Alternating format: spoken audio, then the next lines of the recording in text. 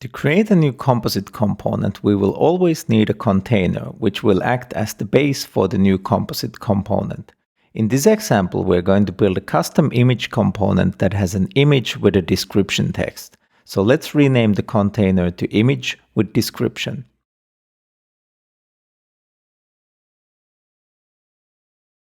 Then let's create an image component and a paragraph component and drag them both inside the container. Now to create the composite component, let's select the container and then click on the Turn into a new view component icon. Composer then has us confirm the selection. Let's click Yes. Now the new component will be opened up in the isolation mode. If we exit the isolation mode, we can see that we've created a new component. However, to make it useful, the image and description text should be configurable. This can be done with configuration properties. Inside the isolation mode, let's access the properties section. Here we can already see some default component properties: background image and visible. Let's create a new property called image URL. Creating properties works much the same way as creating variables.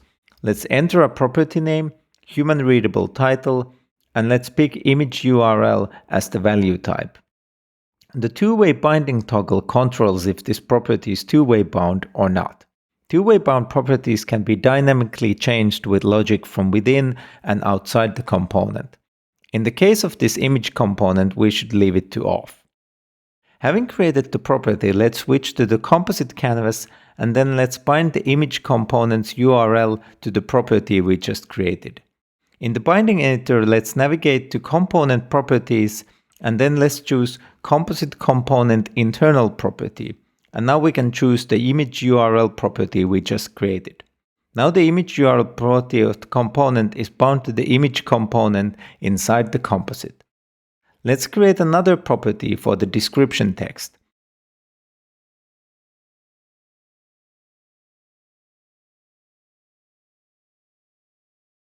This time the type is of course going to be text.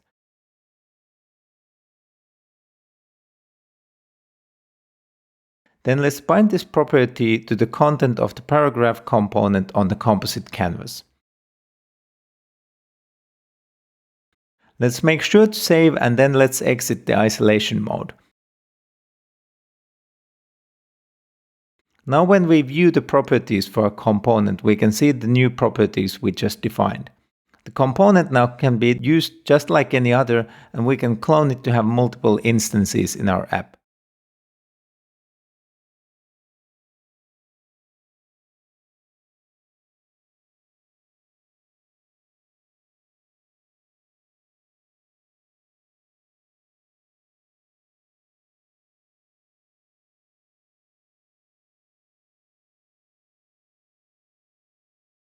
As we can see, composite components are really powerful and you can easily pass in data by creating new configuration properties.